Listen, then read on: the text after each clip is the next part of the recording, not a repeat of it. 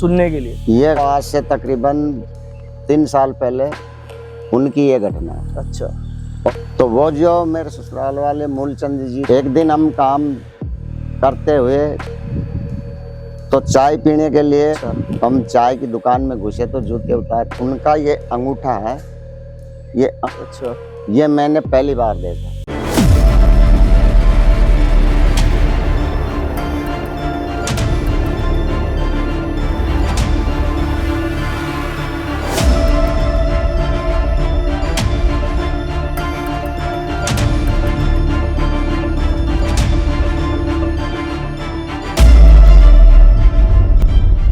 तो दोस्तों नई वीडियो में आपके लिए लेकर आ चुका हूं। आपको जैसे कि पता है कि इससे पिछली वाली वीडियो आपने देखी, कैसी लगी, उसका बहुत अच्छा आप लोगों ने प्यार दिखाया है। तो ऐसा ही एक नया वीडियो मैं लेकर आया हूं। तो ठीक है, वीडियो को ज्यादा देर ना करते हुए इसको शुरू करते हैं। तो मेरे साथ ये जुड़ चुके हैं, क्या नाम है आपका? हजारी लाल। तो आपको पता है जैसे कि मैं राजस्थान में ही हूँ, तो राजस्थान में ये शूट कर रहा हूँ।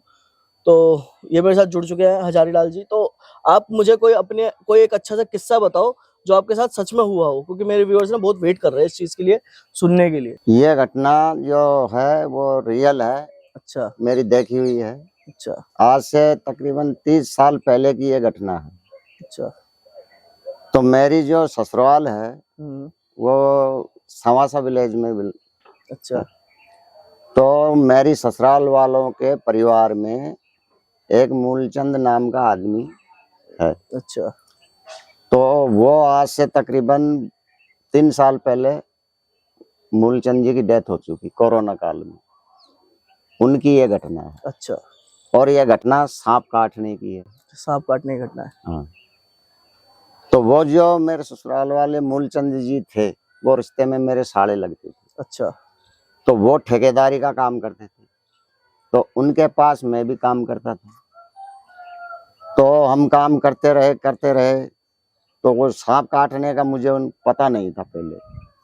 तो एक दिन हम काम करते हुए जब 1 बजे की लंच हुई तो हम चाय पीने के लिए एक दुकान पर गई। तो चाय पीने के लिए वो गर्मियों का टाइम था, तो उनकी जो जूती पहनते हैं पैरों में तो पसीने आ रहे थे। अच्छा। तो हम चाय की दुकान में घुसे तो जूते उतार के वो घुसे अंदर, और जूते जो ही उन्होंने उतारे अपने, तो उनके पैर में मैं क्या देखता हूँ कि उनका ये अंगूठा है, ये अंगूठा नहीं था। अच्छा, अंगूठा ही नहीं था? अंगूठा ही नहीं था। अच्छा। ये मैंने पहली बार देखा। तो और मैंने, पहले था वो अंगूठा? हाँ पहले था वो। अच्छा। जब मेरी शादी हुई थी तब वो था, बाद में नहीं था। तो मैंने उनसे पूछा कि मूलचंद जी आपका अंगूठा ये कैसे हो गया? भाई पहले था, अब नहीं दिखाई दे रहा। तो उन्होंने मुझे बताया कि उनके जो देवी देवता थे घर में, उनका उनको वरदान था, वो भक्त था एक हनुमान जी का। और जो जैसे पितृदेव होते हैं तो उनकी तरफ से उनको आशीर्वाद मिला हुआ था, और वो हनुमान जी के सेवक भी थे। तो वो बताते हैं मेरे को कि उनको सांप पकड़ने का वरदान था। अच्छा। तो गांव में, उनके गांव में जहाँ पर भी काला सांप होता है, वो किसी भी प्रजाति का हो, कोबरा हो, नॉर्मली हो, कैसा भी हो, तो हर तरीके के काले सांपों को वो पकड़ते थे। अच्छा, काले सांप कोई सा भी हो वो पकड़ते थे? कोई सा भी हो, किसी भी प्रजाति का हो, कितना भी खतरनाक हो, तो उनको वो वरदान था।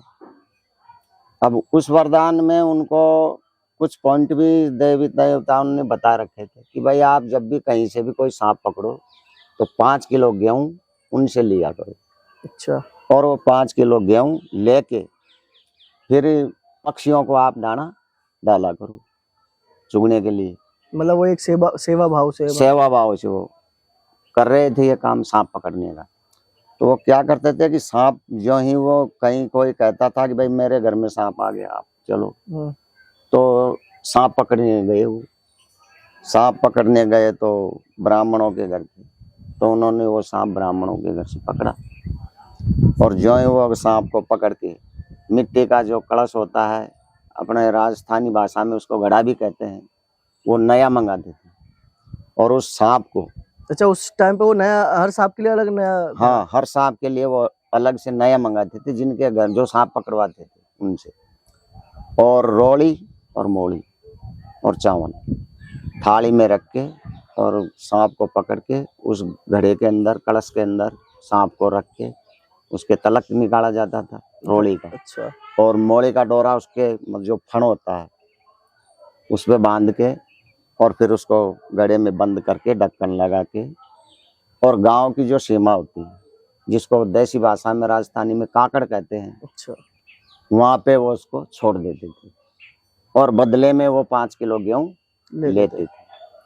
तो वो ब्राह्मणों के घर से वो काला सांप पकड़ के छोड़ के आ गया, और वो 5 किलो गेहूं जो थे उन्होंने ला के अपने घर में रख दी।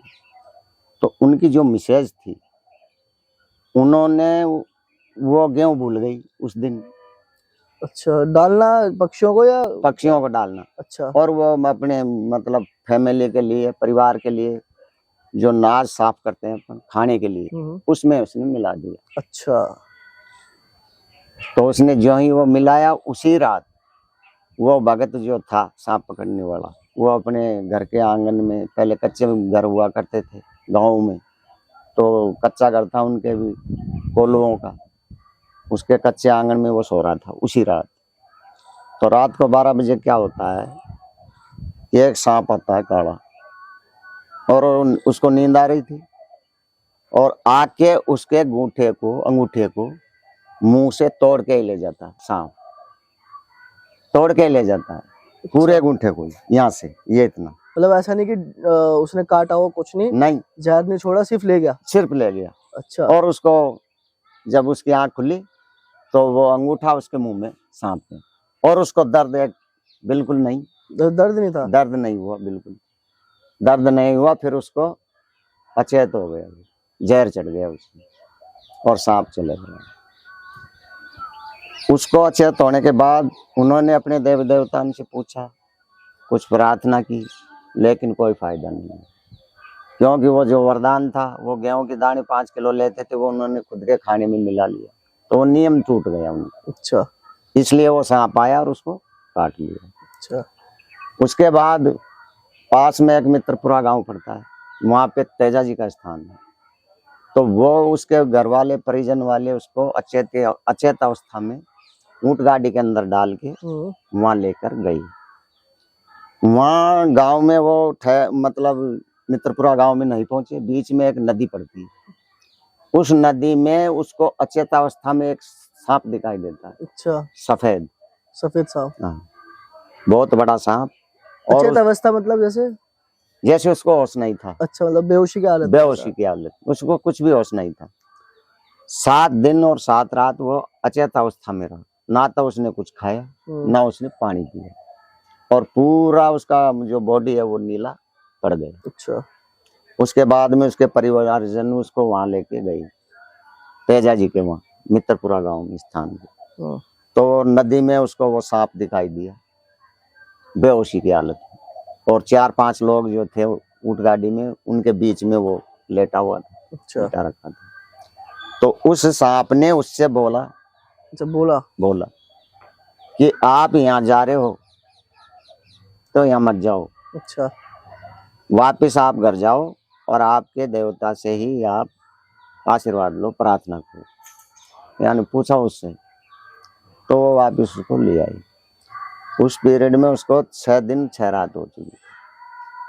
7वीं रात क्या होता है कि उन्होंने वहां जो प्रार्थना की अपने देव स्थान पे आके, तो भाई ये सर्प जो था वो मैं ही था, और मेरे जो नियम बताए थे उनका इन्होंने पालन नहीं किया ठीक तरीके से, इसलिए ये अंगूठा मैंने ही खाया। अच्छा, वो पहले सांप काला ही था जो पहले आपने बताया था अंगूठा लेकर गया? हाँ, वही सांप। जब वही सांप था? वही सांप आके बोलता है अच्छा कि भाई ये जो अंगूठा खाया है ना, ये मैंने खाया है, और मैं ही आपका ये देव हूं घर का। तो जाओ, कोई दवाई मत दिलवाओ, या कहीं भी लेके मत जाओ, कल ठीक हो जाएगा। अच्छा। तो 7वें दिन उसने फिर खाना खाया, पानी पिया, और वो ठीक हो गया। अच्छा। उसके बाद में हर मंगलवार को वो हनुमान जी का व्रत भी किया करता था, डेली पूजा भी करता था, लेकिन जब उसके काम पे मैं काम करता था तो वो मुझे पहली बार दिखाई दिया था अंगूठा। तब मैंने अच्छा। उनसे ये पूछा, ये उनके जीवन की रियल घटना थी, उन्होंने मुझे बताया। अच्छा। आज भी उसके परिवारजन है, उसकी वाइफ है, बच्चे हैं, पोते हैं, पोतियां हैं, और आज भी उस परिवार में वो प्रथा कायम है।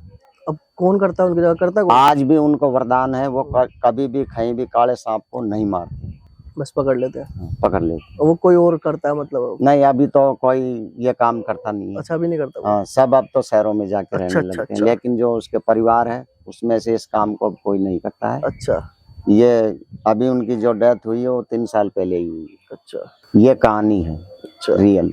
इस कहानी को अब यहीं एंड करते हैं, और मेरी आप सब भाइयों से बहनों से हाथ जोड़ के विनती है कि भैया जी के चैनल को आप ज्यादा से ज्यादा शुक्रिया, लाइक, शुक्रिया, बहुत शुक्रिया। सब्सक्राइब करें। आप सबको मेरी तरफ से धन्यवाद, और इनके चैनल को सबसे ज्यादा शेयर करें। आपका शेयर करना, आपका कमेंट करना ही भैया जी की मेहनत का उद्देश्य है। तो चलो ठीक है, आपके भी धन्यवाद बहुत बहुत। तो ठीक है दोस्तों, इस वीडियो को यहीं एंड करते हैं और मिलते हैं आपसे नेक्स्ट पॉडकास्ट में। तब तक के लिए टेक केयर, बाय बाय।